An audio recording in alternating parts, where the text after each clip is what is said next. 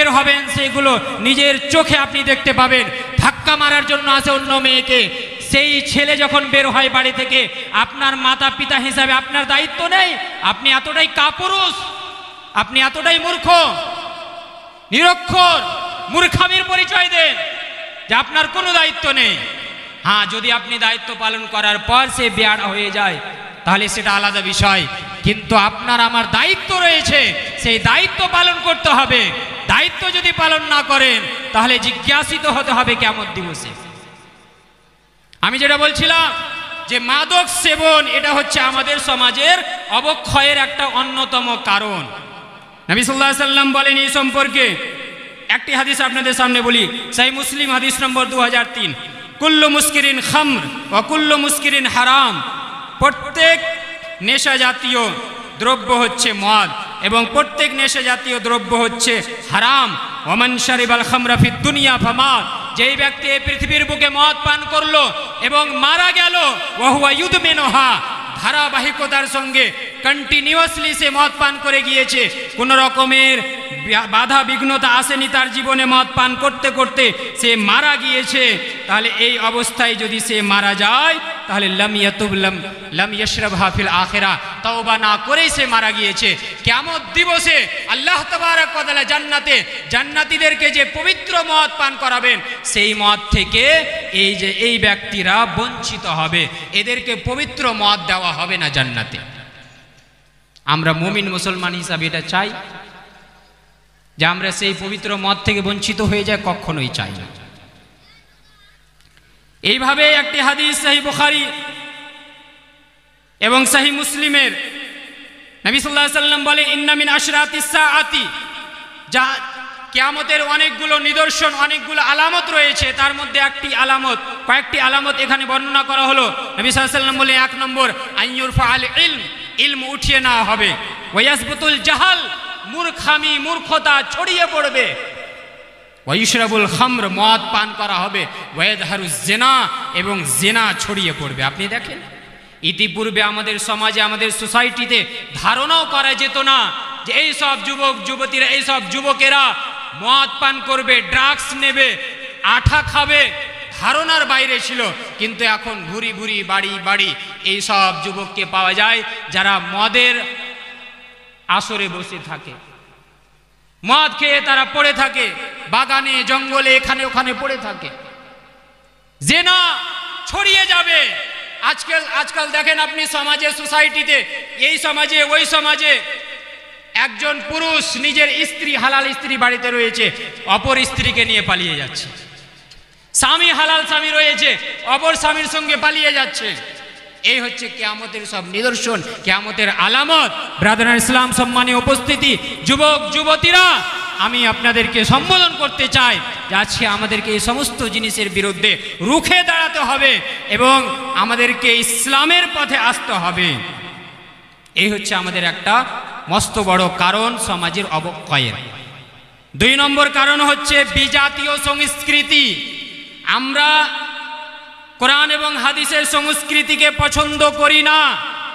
আমরা বক্তব্য শুনি আলিম ওলামার, কিন্তু কোরআন হাদিসকে আমরা মানতে চাই না, আমলে পরিণত করতে চাই না।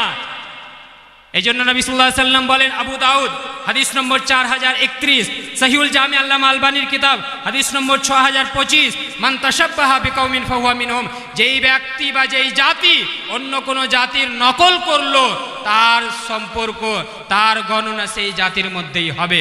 আপনি যদি কোনো অ্যাক্টরকে ভালোবাসেন, কোনো ক্রিকেটারকে ভালোবাসেন, তাহলে কিয়ামত দিবসে আপনার আমার হাসর, হিসাব নিকাশ তার সঙ্গে হবে। আমি যদি আল্লাহর নবীকে ভালোবাসি সাল্লাল্লাহু আলাইহি ওয়াসাল্লাম, সাহাবায়ে কেরামকে ভালোবাসি, শুহাদা সালেহিনকে ভালোবাসি, তাহলে ইনশাআল্লাহ আশা করা যায় আল্লাহর কাছ থেকে যে আমার আপনার হাসর, হিসাব নিকাশ তাদের সঙ্গে হবে। এবার আপনাকে আমাকে ভাবতে হবে যে আমি কোনো অ্যাক্টরের সঙ্গে হাসরের ময়দানে উঠবো না নবীর সঙ্গে, সাহাবায়ে কেরামের সঙ্গে উঠবো, কোনটা আমরা চুজ করব, চয়েস করব, এটা আপনার আমার দায়িত্ব। যখন বিজাতীয় সংস্কৃতির কথা এসেছে, একটা কথা আমি বলি যেটা আমি সমাজে দেখতে পাই, হয়তো বারবার বলার কারণে আমাদের মধ্যে হয়তো পরিবর্তন চলে আসবে, আল্লাহর ভয় চলে আসতে পারে। বলা যায় না কার মুখ থেকে কোন কথা শুনে মানুষের মধ্যে ভয় চলে আসে। আল্লাহ তাবারাক ওয়া তাআলা বলেন সূরা জারিয়াতের মধ্যে, ওয়াযাক্কির ফাইন্না যিকরা তানফাউল মুমিনিন। হে নবী সাল্লাল্লাহু আলাইহি ওয়াসাল্লাম, আপনি উপদেশ দিন, কারণ উপদেশ মুমিনদের উপকারে আসবে। বিজাতীয় সংস্কৃতি, ইহুদি খ্রিস্টান, তাদের বিরোধিতা করতে হবে। এই বিরোধিতাকে সামনে রেখে আমি একটা হাদিস আপনাদের সামনে, আবু দাউদ হাদিস নম্বর 652, আবু দাউদ হাদিস নম্বর 652। আবার আমি মনে করিয়ে দিয়েছি আবু দাউদ হাদিস নম্বর 652। আমি তিনবার এই রেফারেন্স বললাম, বলার কারণ আছে। কারণ হচ্ছে এই, নবী সাল্লাল্লাহু আলাইহি ওয়াসাল্লাম বলেন, খালিফুল ইয়াহুদ ফাইন্নাহুম লা ইউসাল্লুনা ফি নিআলিহিম ওয়ালা খিফাফিহিম। হে সাহাবায়ে কেরাম, তোমরা ইহুদিদের উল্টো করো, বিরোধিতা করো। কারণ ইহুদিরা জুতা পরে মোজা পরে নামাজ পড়ে না। তোমাদের যদি সুযোগ হয় তাহলে জুতা পরে মোজা পরে নামাজ পড়ো। আশ্চর্য হচ্ছেন আপনি যে এই মৌলানা কি ফতোয়া দিয়ে দিল, মসজিদে তাহলে জুতা পরে নামাজ পড়তে যাব নাকি? আমি মসজিদে আপনাকে জুতো পরে নামাজ পড়তে বলি না। মসজিদ সেখানে পরিষ্কার পরিচ্ছন্নতা রয়েছে, সবাই যদি জুতো নিয়ে যান তাহলে মসজিদের অবস্থা খারাপ হয়ে যাবে। জানাজার নামাজে আমরা একটা সুবর্ণ সুযোগ পাই, গোল্ডেন চান্স পাই। সেই জানাজার নামাজে যখন আমরা জুতা পরে থাকি, এমন কোনো জানাজা পার হয়নি যেই জানাজাতে কমেন্ট আমাদের উপরে হয় না, টিপ্পনি হয় না, পিছন থেকে কথা বলতে যায় না। কারণ মূর্খের সঙ্গে মূর্খামি করাই হবে। পিছন থেকে কমেন্ট করে, বুঝে না, কোরআন হাদিস পড়ে না, জানে না, জানার চেষ্টা করে না। বছরের পর বছর ধরে জালসা শুনে, বক্তব্য শুনে, কোরআন হাদিসের আলোচনা শুনে, কিন্তু এই হাদিসটা কোনোদিন জীবনে শুনেনি, শুনেও না শোনার ভান করেছে। নবী সাল্লাল্লাহু আলাইহি ওয়াসাল্লাম বলেন যে ইহুদিদের বিরোধিতা করো, জুতা পরে নামাজ পড়ো যদি সুযোগ পাও। আমি এ কথা বলি না যে জুতা পরে নামাজ পড়া ফরজ, আপনার যদি সুযোগ রয়েছে। আর দ্বিতীয় কথা হচ্ছে, জুতা যদি পাক পবিত্র রয়েছে, শর্ত রয়েছে। আপনার যদি সন্দেহ হয় আপনি জুতা খুলে রেখে দিন, কোনো অসুবিধা নেই। আমার সন্দেহ আছে, আমি জুতা খুলে রেখে দেবো, কোনো অসুবিধা নেই। কিন্তু আপনার যদি কনফিডেন্স আছে, আপনি কনফার্ম যে আমার জুতা পাক পবিত্র, তাহলে আপনি জুতা পরে জানাজার নামাজ পড়লে গেলে ইহুদি এবং খ্রিস্টানদের বিরোধিতা করতে গিয়ে ইনশাআল্লাহ আমি বলে যাচ্ছি যে আপনি আর বেশি নেকি পাবেন। কিন্তু আমরা আজও এই হাদিসটা বুঝতেই পারলাম না। আবু দাউদ হাদিস নম্বর 652 নোট করে নেন এবং গিয়ে দেখুন হাদিস আছে কি নাই। যারা আপনাদেরকে অন্ধকারে রেখেছে, ভুল বুঝিয়ে রেখেছে, যারা কোরআন এবং হাদিসের কথা পরিষ্কারভাবে প্রকাশ্যভাবে আলোচনা করতে চায় না, তাদের কথা না শুনে আপনি হাদিসটা গিয়ে দেখুন। এবং হাক্কানি উলামায়ে কেরাম যারা সঠিক কথা বলে, তাদের কথাতে আপনি কান দেন। কোরআন এবং হাদিসকে অগ্রাধিকার দিতে হবে, কোনো আলিমকে অগ্রাধিকার দিতে হবে না। সানাউল্লাহ ফাইজির বিন্দু পরিমাণ কোনো মূল্য নেই। মৌলানা জারজিস আনসারী সাহেবের শরিয়তে বিন্দু পরিমাণ কোনো মূল্য নেই। মৌলানা আবুল কালাম সালাফির শরিয়তে বিন্দু পরিমাণ কোনো মূল্য নেই। মৌলানা মুনিরুল ইসলাম নদভী সাহেবের শরিয়তে ইসলামিয়ায় নিজের পক্ষ থেকে যদি কোনো কথা বলে, তাহলে তার বিন্দু পরিমাণ কোনো মূল্য নেই। মূল্য আছে কোরআন এবং হাদিসের। কে বলছে, কত বড় আলিম বলছে, কত ছোট আলিম বলছে, এই দেখার নেই। হাদিস দেখতে হবে, হাদিসের ব্যাখ্যা দেখতে হবে, হাদিসের বিবরণ দেখতে হবে। বিজাতীয় সংস্কৃতির বিরোধিতা করতে হবে ব্রাদার ইসলাম। এবং আমি জোর গলায় বলে যাচ্ছি, যদি আপনি এই কথাটাকে ভুল প্রমাণ করতে পারেন তাহলে আসেন, আমি আপনার এলাকার ছেলে, আপনি আমাকে ডাকেন বা আমার বাড়িতে আসেন, আলোচনা করেন। কিন্তু কোরআন এবং হাদিসকে মানতে হবে মাথা নত করে। সমাজের সামনে কোরআন এবং হাদিস মাথা নত করবে না, কিন্তু কোরআন এবং হাদিসের সামনে সমাজকে মাথা নত করতে হবে। প্রত্যেক আলিমকে মাথা নত করতে হবে, প্রত্যেক জাহিলকে মাথা নত করতে হবে। কোনো উপায় নেই। বিজাতীয় সংস্কৃতির বিরুদ্ধে আমাদেরকে কাজ করতে হবে, তাহলে আমরা আমাদের সমাজকে সুন্দর সমাজ রূপে গড়ে তুলতে পারব। সমাজের অবক্ষয়ের আরেকটা কারণ হচ্ছে যে নগ্ন গান বাজনা, অশ্লীল নাটক, সিনেমা। আর এই পরিপ্রেক্ষিতে আমি বলি, আজকাল যে এই যে digital creator, content creator, Sujapur থেকে নিয়ে, মুর্শিদাবাদ থেকে নিয়ে, মিল্কি থেকে নিয়ে, মালদা থেকে নিয়ে, আপনি মুসলিম ঘরের ছেলে মেয়েদেরকে পেয়ে যাবেন যারা নিজেদেরকে ডিজিটাল ক্রিয়েটার, কন্টেন্ট ক্রিয়েটার বলে নিজেদেরকে চিহ্নিত করেন। নাচ গান করে, ডান্স করে, মুসলিম ঘরের মেয়ে যে ইসলামকে মানে, আল্লাহকে মানে, সেই ভিডিও করতে গিয়ে সালাম দেয়, আলহামদুলিল্লাহ বলে, বিসমিল্লাহ বলে, কিন্তু সেই মেয়ে আবার গানের উপরে সে ডান্স করে, লিপসিং করে, আর সেই ভিডিওকে প্রচার করে, শেয়ার করার জন্য আবেদন করে, লাইক শেয়ার সাবস্ক্রাইব করবেন কিছু টাকা ইনকাম করার জন্য। আর আপনি মাতা পিতা হিসেবে আপনার দায়িত্ব নেই যে আপনার মেয়ে সে ডিজিটাল ক্রিয়েটার, কন্টেন্ট ক্রিয়েটার হয়ে গেছে, আর আপনার কাছে সেই মাসে টাকা নিয়ে এসে আপনার মুখে ছুঁড়ে ফেললো। আপনার মুখে, আপনি পিতা, আপনি মাতা, আপনি ভাবছেন আরে আমার মেয়ে তো একদম বড় ফেমাস হয়ে গেছে, সেলিব্রিটি হয়ে গেছে, কন্টেন্ট ক্রিয়েটার, ডিজিটাল ক্রিয়েটার। টাকা আসছে, টাকা টাকা শুধু আসতে হবে, হালাল হারামের কোনো তওক্কা নেই। আমাদের সমাজ কোথায় যাচ্ছে? এগুলো আমাদের সমাজের সত্য, এগুলো আমাদের সমাজের হাকিকাত আমি তুলে ধরছি। আজকে সমাজ কোথায় যাচ্ছে? আর আপনি বলছেন যে অন্য জাতিরা আমাদের উপরে চেপে বসছে, আমাদের উপরে অন্যায় অত্যাচার করছে। করবে না কেন? যখন আমরা ইসলামকে ভুলিয়ে দিব, কোরআনকে ভুলিয়ে দিব, হাদিসকে ভুলিয়ে দিব, তখন অন্যান্য জাতিকে চাপিয়ে দেওয়া হবে, এমনভাবে চাপানো হবে। আবু দাউদের হাদিস রয়েছে, এমনভাবে চাপানো হবে যে কোনো জায়গায় দাস্তারখানে যদি খাবার থাকে, একজন মানে ক্ষুধার্ত অবস্থায় ক্ষুধাকে সে কন্ট্রোল না করতে পেরে ঝাঁপিয়ে পড়ে খাবার দেখে, সেই মতো সেই অন্য জাতি মুসলিমদের উপরে ঝাঁপিয়ে পড়বে, আক্রমণ করবে। কখন? যখন মুসলমানেরা কোরআনকে ছেড়ে দিবে, হাদিসকে ছেড়ে দিবে, শরীয়তকে ভুলে যাবে। সহিহ বুখারীর একটা হাদিস আপনাদের সামনে বলি। সহিহ বুখারী হাদিস নম্বর 6069, 6069, কুল্লু উম্মতি মুআফান ইল্লাল মুজাহিরিন। নবী সাল্লাল্লাহু আলাইহি সাল্লাম বলেন, হে সাহাবায়ে কেরাম শুনো, কুল্লু উম্মতি মুআফান ইল্লাল মুজাহিরিন। আমার উম্মতের মধ্যে কোনো ব্যক্তি যদি গুনাহ করে থাকে, অপরাধ করে থাকে, পাপ করে থাকে, তাহলে আল্লাহ, আমি যদি চাই, আল্লাহ তাআলা বলছেন, নবী সাল্লাল্লাহু আলাইহি সাল্লাম সেটাকে নকল করে বুঝাচ্ছেন সাহাবায়ে কেরামকে।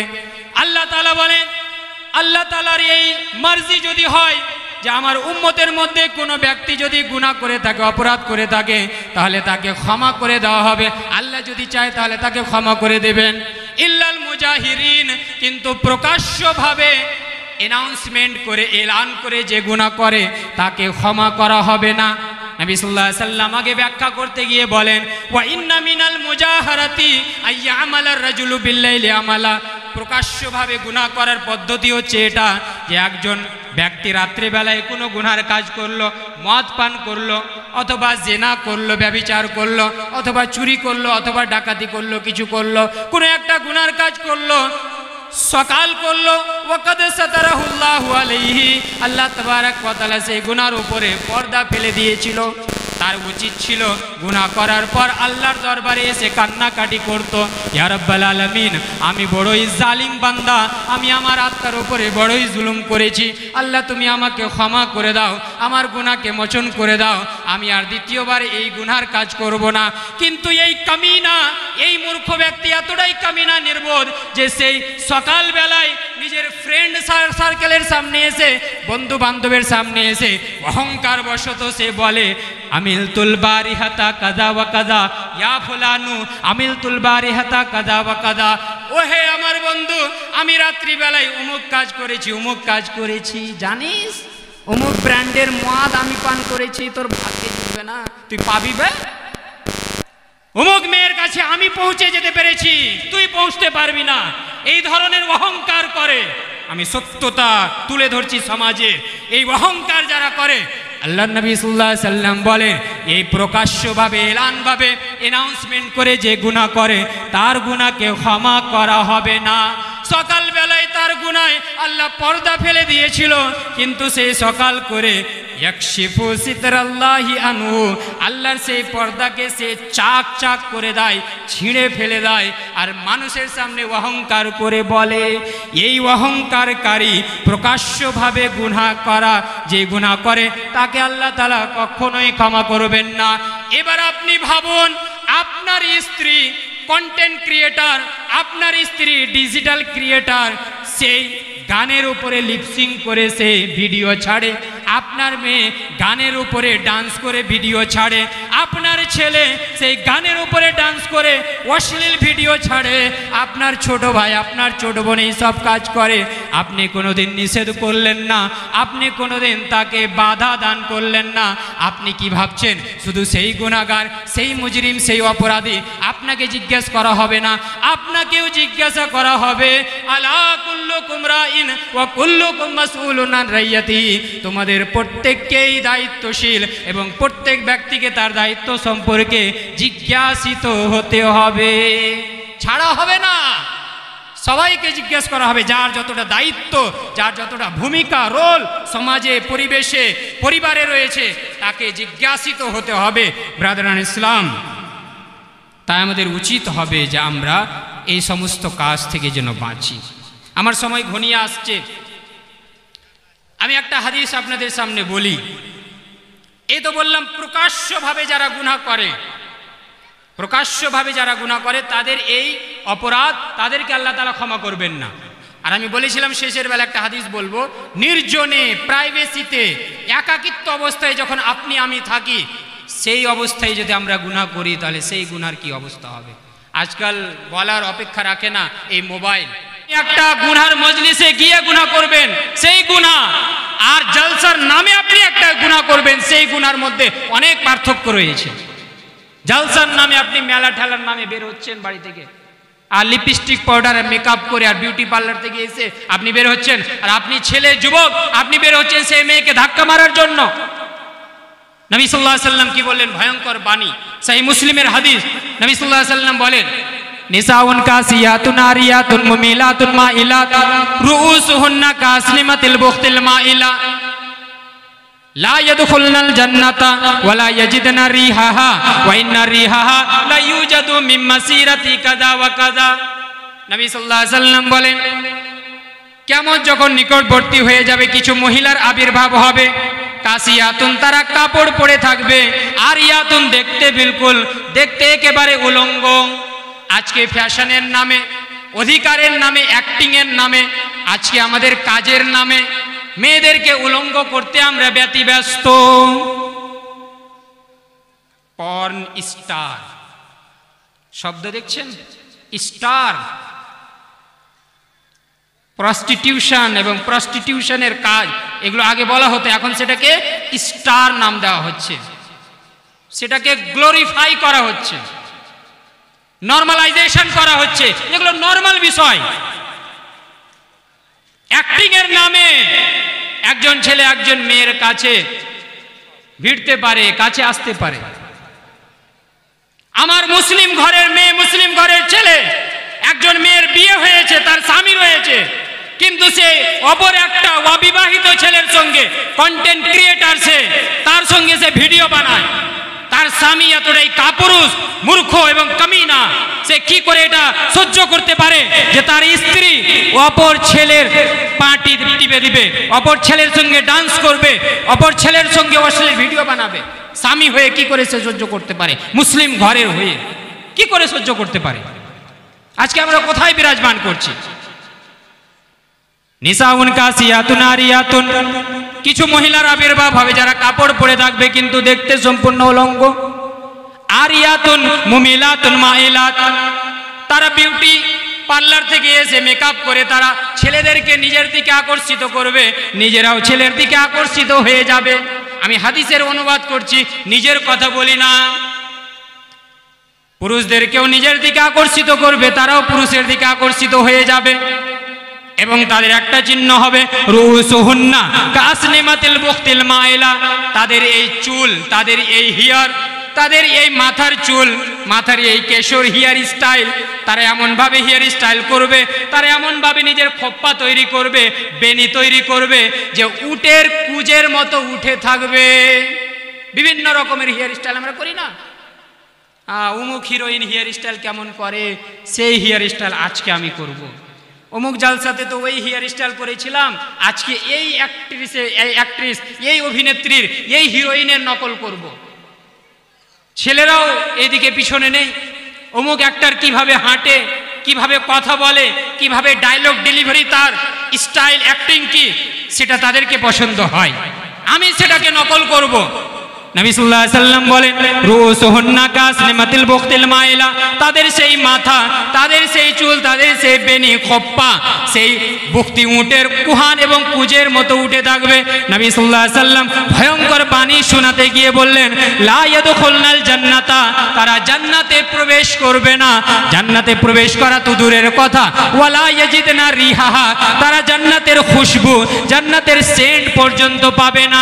ওয়া ইন্না রিহাহা লা ইউজাদু মিন মাসিরাতি কাদা ওয়া কাদা, অথচ জান্নাতের সেন্ট, জান্নাতের খুশবু অনেক দূরত্ব এলাকা থেকে পাওয়া যায়, দূরবর্তী এলাকা থেকে পাওয়া যায়। কিন্তু এই মহিলারা এতটাই হতভাগিনী হবে যে তারা জান্নাতের খুশবু পর্যন্ত পাবে না। ব্রাদার ইসলাম, আজকে আমরা কোথায়? যুবক যুবতী, আজকে আমরা কোথায়? প্রয়োজন রয়েছে আজকে আমরা যেই সব কৃতকর্ম, যেই সব কার্যকলাপ, যেই সব কাজের দ্বারা আমরা নিজের যৌবনকে নষ্ট করছি, যৌবনকে ধূলিসাৎ করছি, আমাদের প্রয়োজন রয়েছে। ইসলাম আমাদেরকে ডাক দিচ্ছে, আহ্বান করছে, আমাদেরকে ইসলামের দিকে আসতে হবে, ইসলামের কাজ করতে হবে। যৌবনকালে আপনি যেই কাজ করতে পারবেন অন্য কালে, অন্য সময়কালে আপনার আমার পক্ষে সম্ভব নয়। তাই আমাদের উচিত হবে যে আমরা এই যৌবনকালকে বিশেষ করে এবং প্রত্যেক সময়কে আমরা বিশেষ ইন জেনারেল ইসলামের কাজে যেন আমরা লাগাই, অতিবাহিত করি। আল্লাহ তাবারক ওয়া তাআলা যেন আমাদেরকে কোরআন এবং হাদিস অনুপাতে নিজের জীবন অতিবাহিত করার তৌফিক দান করেন। আমিন। তাকাব্বাল ইয়া রাব্বাল আলামিন ওয়া আখিরু দাওয়ানা আনিল হামদুলিল্লাহি রাব্বিল আলামিন। আসসালামু আলাইকুম ওয়া রাহমাতুল্লাহি ওয়া বারাকাতুহু।